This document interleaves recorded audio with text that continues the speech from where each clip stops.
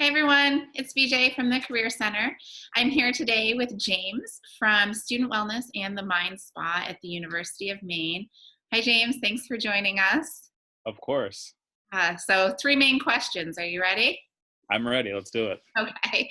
Question one, can you please tell students who may be watching what it is that you do at the University of Maine as a part of student life, and then also about the larger operations of your offices? How do they interact with students?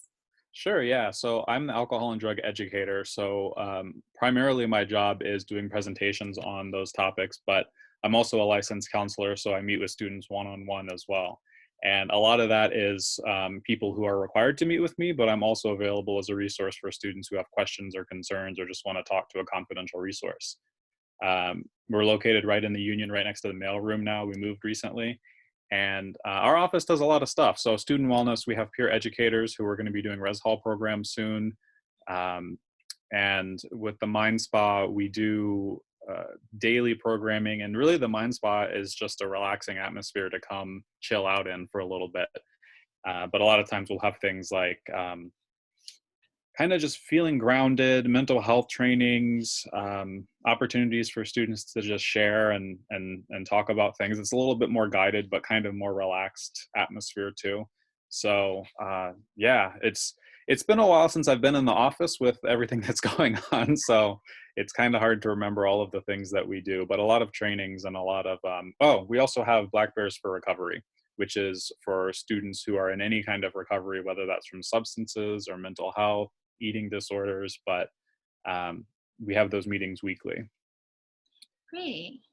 And Can you, oh, go for it. did you want me to speak to what we're doing now too with the transition? Yeah, so that was question number two. If you can tell us a little bit about how your operations have changed with COVID-19. I know the Career Center, we're all working from home virtually, lots of Zoom meetings as we talked about with students. So how are you all interacting with students, and how can they find out about what it is that you're doing?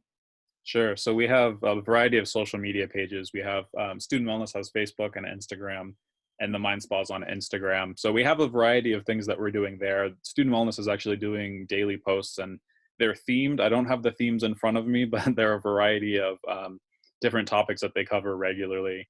And the Mind Spa on Instagram is actually doing their You Matter campaign, I believe is what it's called. And it's where students and staff are sharing the struggles that they're going through. And some people are sharing what their workspaces look like, and just some tips for what their advice is for this situation. So we've got a variety of social media campaigns going on. The Black Bears for Recovery meetings that I mentioned have gone online with Zoom as well. Nice. So those are weekly on Tuesdays at 6 p.m., I believe, and anybody's welcome to join. And again, it's for, even if you just want to talk about the stress that you're going through with all these changes, it's an outlet for that as well. But in terms of my work, I'm still giving presentations over Zoom to student organizations, and I'm still meeting with students one-on-one, just from my house instead of from the office, which is a little bizarre.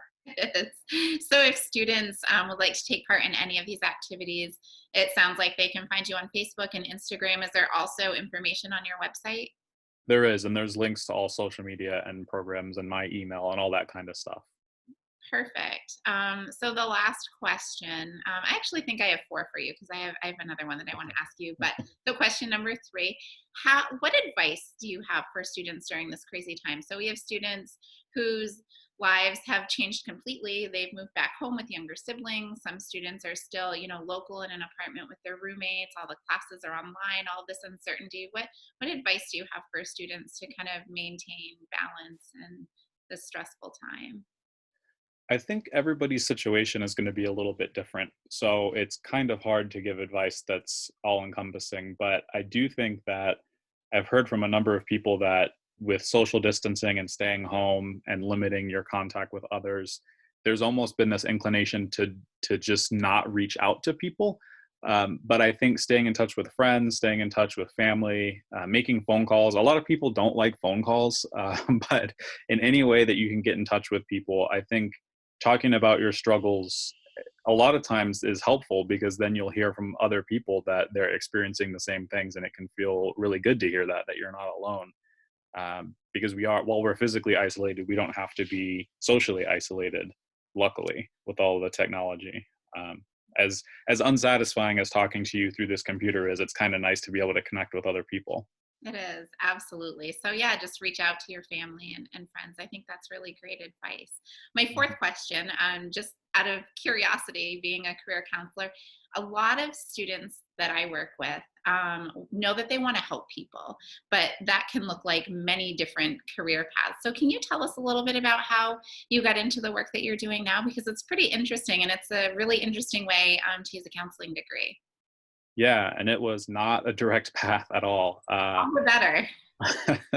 I started out not wanting to go to college, and then my undergrad degree is in criminal justice because I thought that was interesting. I Cool. had an internship with the U.S. Marshals, and I really, the people that I worked with were great. But I started thinking about how I could help people more directly, and so I went for grad school for counseling. Um, and while I was in grad school, I actually started doing work similar to what I'm doing now with the wellness center there. I went to Gonzaga, and so when I reflected a couple of years after graduation, I had done like nonprofit work and things like that, but I was looking for what fulfilled me, and I came back to the grad school experience working in the wellness center. So slowly but surely, I had a previous job before this at UMaine with the TRIO program, and when this job opened up, I applied, and that was about 3 years ago at this point. So, yeah, the helping professions, you think that it's like, okay, I'm going to choose counseling, and then there's this clear track, but it's really once you get out of school, it's all the lines blur together, and so it's not as easy to find exactly what you want to do. So, my approach was experimenting with a lot of different things to see where I wanted to be, and that's how I ended up here. Yeah, and I think that's a great story to share with students. My undergrad degree is in kinesiology, exercise physiology, not using the specific things that I learned in my undergrad degree, but same thing. I went and got a master's in counseling and knew that I wanted to help people, and this is the perfect fit for me. So if students out there, if you know you want to help people and work with people in that way, there are a bunch of ways to do it. I know that James is a really good sport and would be happy to talk to any students who are interested in this type of career path. So, yeah, so thank you so much, James. This Sure. has been great for students.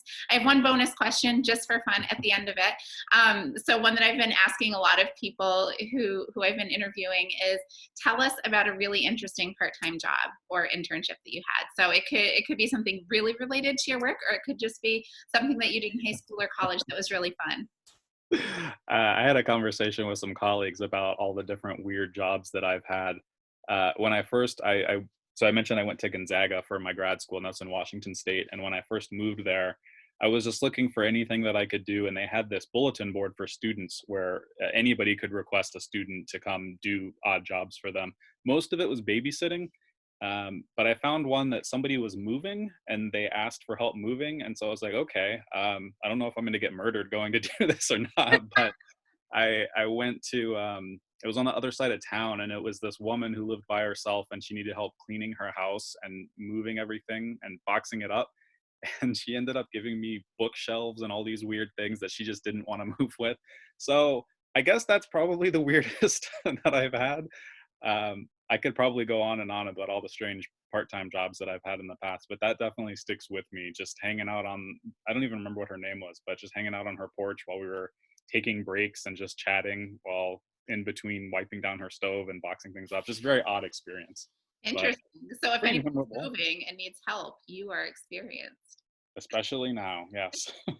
I'd say one of my I've spoken about a few of my part-time jobs with other people, but my very first part-time job was first a dishwasher, and then a cook, and then a waitress at a truck stop in northern Maine. So my friends Stacy and Michelle and John and I were all high school students, and it was really fun. It was interesting. You get to meet a lot of people with the different truckers coming through.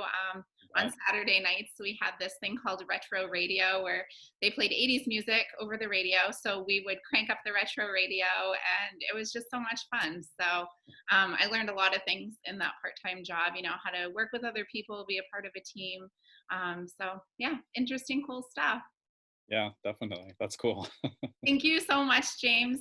Again, student wellness and the Mind Spa. You can find all of their information online, students, if you're looking for a way to be connected in a meaningful way to campus during this break. So thanks again. I will see you guys tomorrow. Bye.